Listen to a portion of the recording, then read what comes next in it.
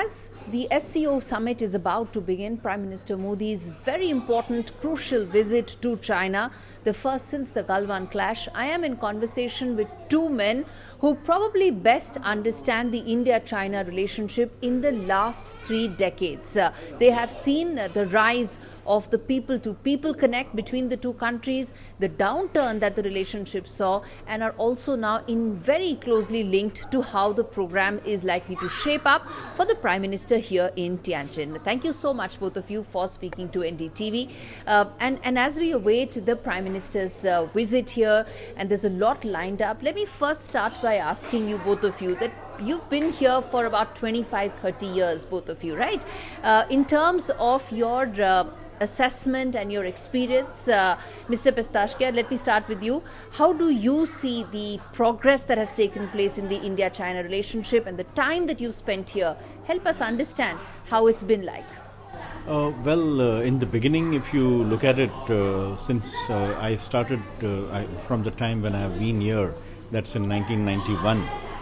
At that time, the biggest difficulty was the understanding. The people-to-people relationship can start after you understand each other. So it took quite some time to understand each other for some time, and then once the understanding came in, then the movement was much faster. Yes. What about you, Mr. Puri? You've also been here for about 30 years, 25 years.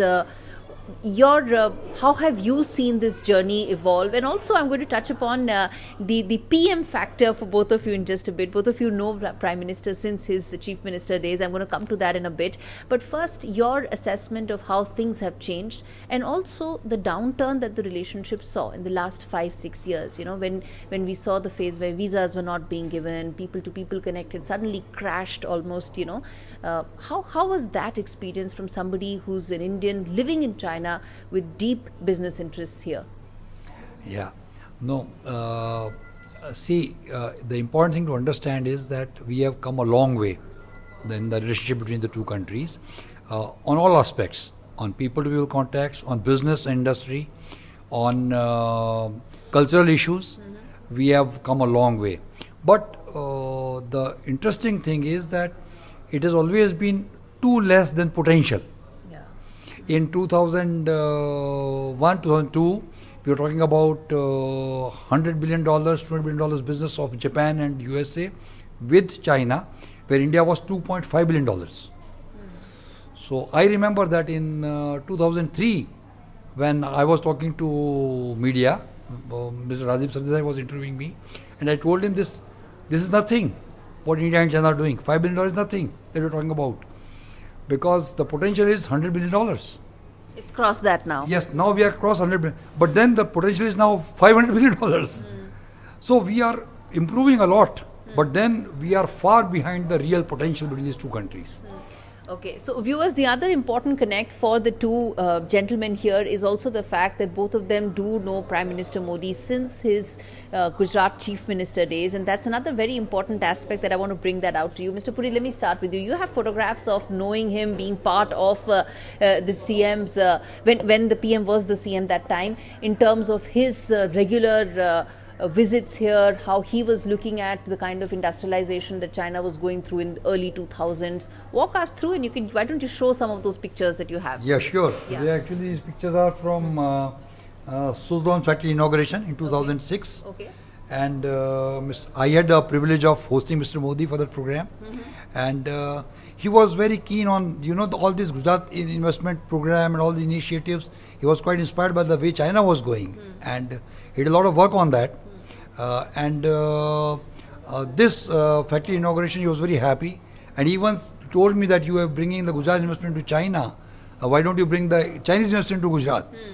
And I said, we'll definitely try to do that. But we keep the pace the way China does, and there's no reason why it should not come. Yeah, so I think Vibrant Gujarat, or the first investor summit actually in India, came from Gujarat, and I think a lot of that has to do with these visits. Yes. Specifically, why don't you walk us through this particular picture that you have in front of your hands? Yeah. Sure. These. Yeah, go ahead. Yeah, yes. These are the pictures of Mr. Modi coming at the time of just one is enough. Yeah, inauguration. Yeah.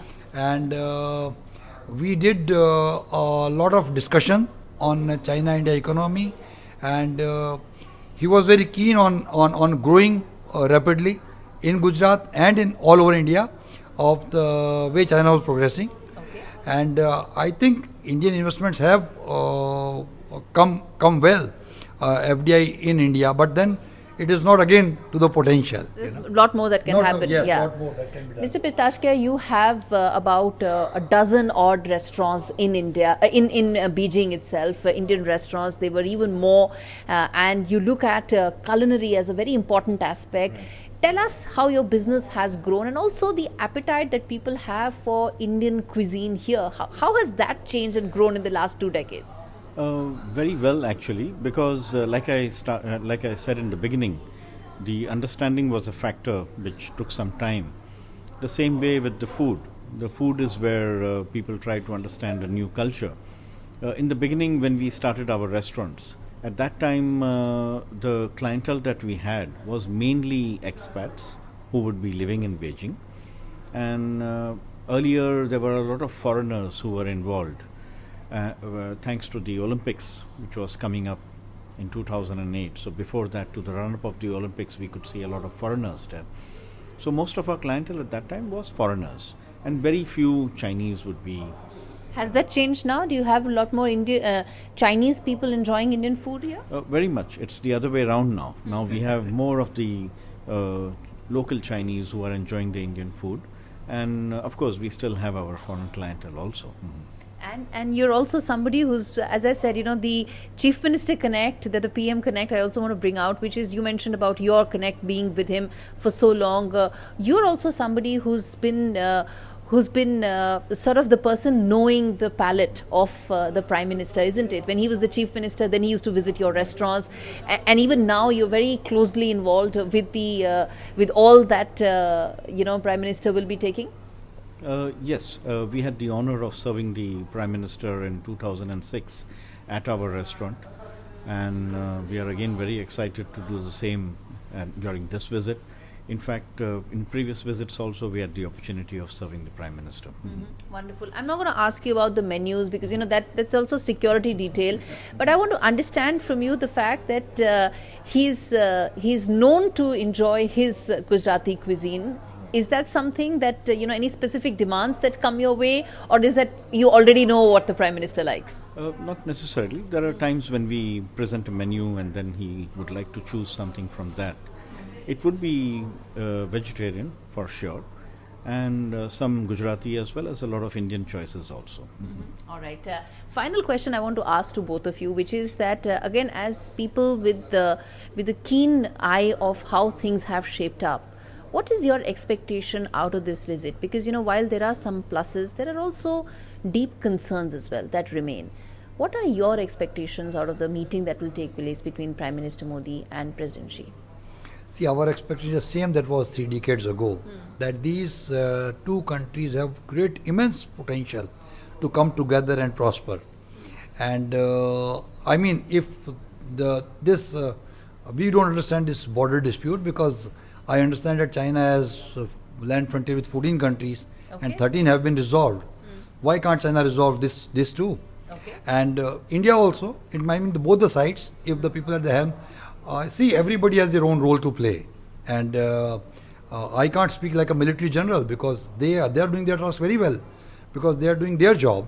I can't speak like Dr. Jaishankar because he's doing his job very well. Indeed. So that's true. But like a business person, you feel that more can be done. People to people contact, yeah. I think we can do a lot. Okay. We can do a lot, and we will be always favoring doing that a lot. What about you? What do you think in terms of your expectations? As I said, the stage is set for a meeting, but the stage is also set in the context and backdrop of a number of security concerns that remain, that haven't been addressed. So people to people, there is some progress, Mansarovar Yatra being one, the fact that there could be visas more, that could be another. As someone who's part of the cultural connect between India and China, what's your expectation? I totally agree with Mr. Puri on the potential between the two countries. It has to be tapped as much as we can. Wherever we can work together, we should be working together. Like we talk about hardware and software, for example. Most of the hardware is available with China. Most of the software is available with India. So this is where the strengths are. The strengths and weaknesses can be worked together and bring out the best between the two countries.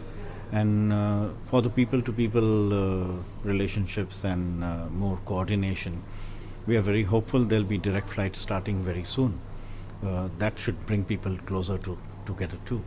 So there are two sides, viewers, as you heard, in terms of the people-to-people connect that has already in fact increased and is likely to do so going forward as well, even as some concerns remain on ground. But here the two gentlemen are of the view, and in fact they are very closely linked to Prime Minister Modi's keen journey with regard to China in the last 20 odd years from his Gujarat Chief Minister days, and these insights, these perspectives help us better understand the context, the setting, and also probably temper our expectations as well. In Tianjin for NDTV, this is Gaurie Dwivedi.